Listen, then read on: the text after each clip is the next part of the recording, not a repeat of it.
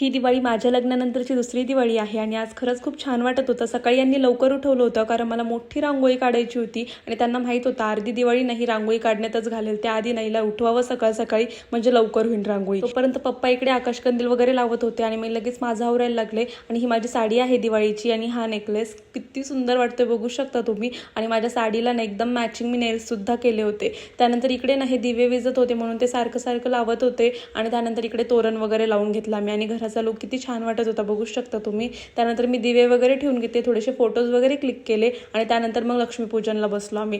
छान लक्ष्मीपूजन केलं आणि बघू शकता किती छान डेकोरेशन झालं होतं, तुम्ही पण दर्शन घ्या। आणि आज माझा असा लुक होता, पूर्णपणे साडी वगैरे वेअर केली होती, खरंच खूप जास्त छान वाटत होतं। त्यानंतर आम्ही गेलो होतो फटाके फोडायला, ज्याला आम्ही खूप जास्त एक्साइटेड होतो।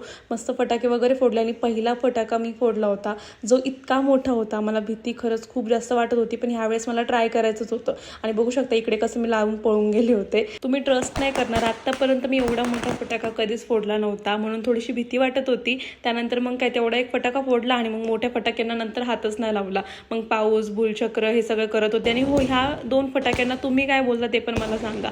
बाकी बघू शकता किती जास्त वाइब्स येतो त्या दिवाळीच्या। छान छान आम्ही मोमेंट्स क्लिक केले, फोटोज वगैरे क्लिक केले, व्हिडिओज बनवले जे तुम्हाला लवकरच बघायला भेटतील। आणि बघू शकता इथे भूलचक्र वगैरे लावलं होतं मी आणि ह्यामध्ये ना आम्ही लहानपणी नाचायचो, पण आता तसं नाचू नाही शकत। आणि हो, सगळ्यात महत्त्वाची गोष्ट, उद्या पाडवा आहे, नवऱ्याला ओवळायचं असतं आणि नवऱ्याकडनं गिफ्ट घ्यायचं असतं, हे तर तुम्हाला माहीतच आहे। सो गिफ्ट काय घेऊ हे तुम्ही कमेंट करून सांगा ना। असं होतं माझा आजचा दिवस, बाय।